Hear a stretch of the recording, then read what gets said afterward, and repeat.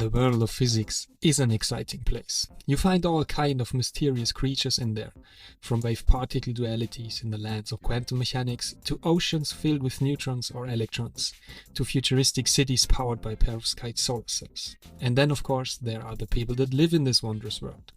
We call them scientists, and sometimes we call them nerds. But this world does not belong only to the scientists, it is also there for you. Science is fun and helps you to better understand the technology and natural phenomena that are around you. I am Lucas, your friendly physicist and your guide through the world of science. Now let's start our journey and visit some of these nerdy scientists. I'm already curious what they are up to, and you should be too. With their research they are shaping not only the future of the physics world, but also yours.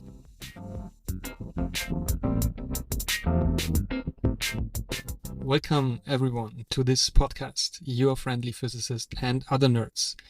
I'm Lucas, your friendly physicist and host of this podcast. And as you heard in the intro, I'm also your guide through the exciting world of science. But, and this is important, I cannot do it on my own.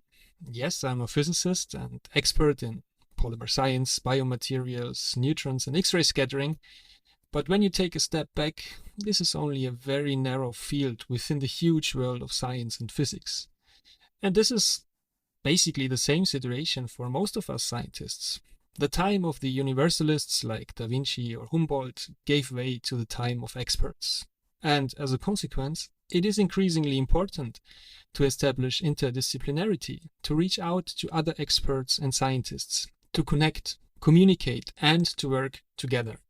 And this is exactly what this podcast is about. It reaches out to scientists from different fields and asks them about their stories and their research and how they contribute to our society and future. So let's step into the world of science.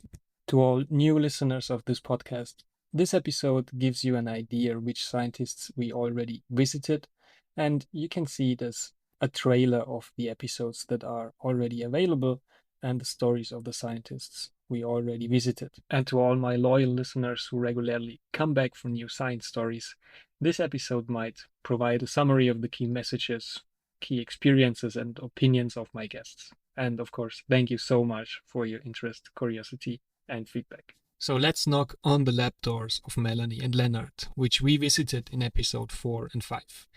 Melanie is an engineer at the German Aerospace Center, the DLR, and she develops a 3D printer that can be used for printing tools and square parts in space or on celestial bodies with different gravities. Tune in into episode 4 if you want to know more about how science in space or microgravity is done, which challenges this brings along, and why sometimes a herd of reindeers is the bottleneck for shooting your scientific experiment into space. Leonard is a physicist and he's also doing science in space. Let's hear him shortly summarize his research. Yeah, sure. So my main topic is based on perovskite solar cells. So perovskite is the material called I'm specializing in. And so my main project is testing these perovskite and also organic solar cells in space during a suborbital rocket flight. So we developed an experiment and pursued the first ever flight to space of these solar cell technologies that are emerging. So in this episode, Leonard explains very well how a solar cell works and why we need new types of solar cells like the perovskite or organic solar cells he just mentioned. But we're also talking a bit more about science and space in general. I mean, the question is obvious. With all these urgent challenges we face on Earth, should we really spend so much resources on doing experiments in space? The answer to this question you find in episode 5 with Leonard, and I can warmly recommend it. In episode 9, we had a look into the labs of Gilles Meul from the Neutron Research Reactor FRM2. He explained what a battery actually is and how it works, and for sure batteries are relevant and will become even more relevant in the future for our society. But why is this? Gilles has a good answer to this. I think we want to decentralize where we get our energy from, so away from big power plants to more like scenarios where you would have your I don't know, your photovoltaic panels on your house, for example, on your roof, and you want to, you need to store the energy that you get from that, because with the renewables, they only come in when you've got sunshine or you've got wind or whatnot, unless it's water. But that means if you've got these intermittent energy sources, you need to somehow store the stuff. And I think, we're trying to do that with batteries, so that you can have different, or a lot of smaller points where you collect energy, and then you go from there, essentially. In the end, we also discussed different possibilities to make batteries more sustainable and bring batteries into a circular economy. And spoiler alert, currently I'm working together with Gilles on a water and biomaterial based battery, which will definitely show up in a future episode, so stay tuned. In 2 special to-go episodes, I talked with Gian Inkov about the basics of quantum mechanics and general relativity. And for a head start into these quite complicated topics, check out episodes 3 and 7. And I definitely have to mention here the storytelling talent of Gian. It's so wonderful to see how he managed to explain very complicated things in a super approachable way. And let me just spoil you with 2 statements of Gian, because they are just so on point. Quantum is the minimum amount of any physical entity. Matter is made of quanta, but also light is composed of quanta, which is called photons. So, in essence, this is a quantum. Well, special relativity does the job.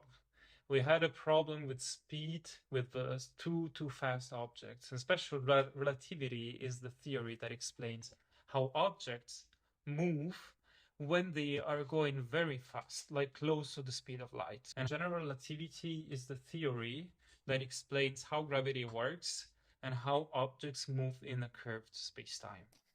Isn't that great, with how few words Gian managed to explain such complicated concepts like quantum mechanics or general or special relativity? I really, really like these 2 to-go episodes.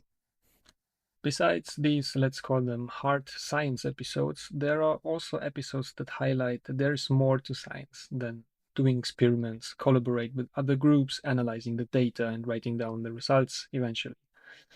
The academic system is very demanding. It can be overwhelming and very energy draining.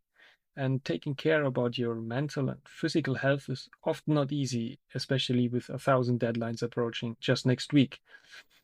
One short disclaimer here, since my guests, myself, and also some of you listeners out there have an academic background, all discussions have a focus on academia.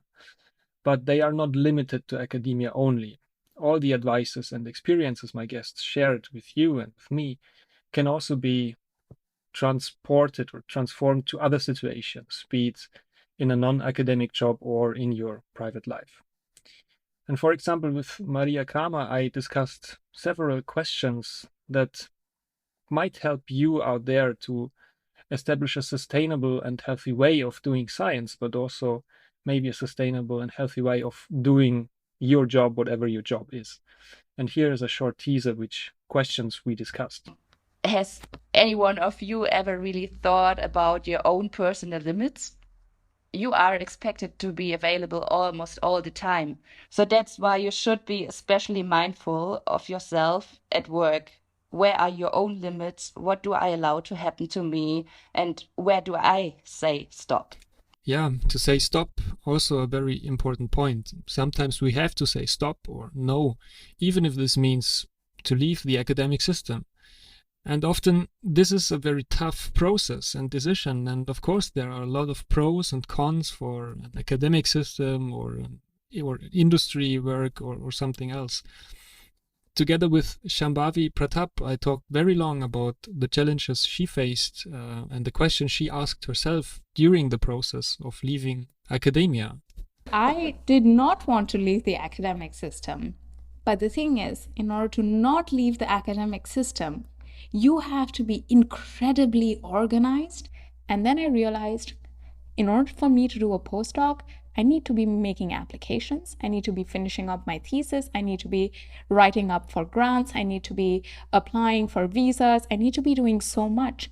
I don't know where I'm going to end up, what my life is going to look like, but it was not possible for me to do all those things at that time. It was hard for me to even just survive on a day-to-day basis. And once again, here the disclaimer. Of course, this episode focused on leaving academia and looking for a non-academic job, but all the questions Shambhavi answered or tried to answer for herself can easily be transformed to any other job where you might have to face a tough decision at some point. And we both hope that this episode, which is the very first episode of this podcast, where she explains to us her experiences and insights, that this episode might be of help to some of you out there who are also asking, should I stay or should I go? In episode 2, I spoke to Christian Goldhahn, who actually said no to the academic system, and simultaneously he said yes to Kuori, which is a Swiss startup. And his mission there is now to develop new materials that are bio-based and biodegradable. And so far they already developed elastic polymers that are used, for example, as shoe soles. And they made these elastic polymers out of food waste, such as banana or nutshells. So it's a perfect example of a circular economy. And more than that, we also discussed the differences between a PhD or postdoc in the academic system and the job he has now at the Kuori startup, where he is head of the research and development section. So very exciting insights and a lot of fun to talk about all this with Christian in episode 2. And since the new semester is approaching rapidly, I also want to mention another episode where I share my personal experiences in the academic system. And there I explained my approaches on how to make progress quickly, how to face rejection, which is super common in academia, and also how to build a strong network where everyone can benefit from each other. Give it a listen and also let me know what advices you have on how to thrive in academia.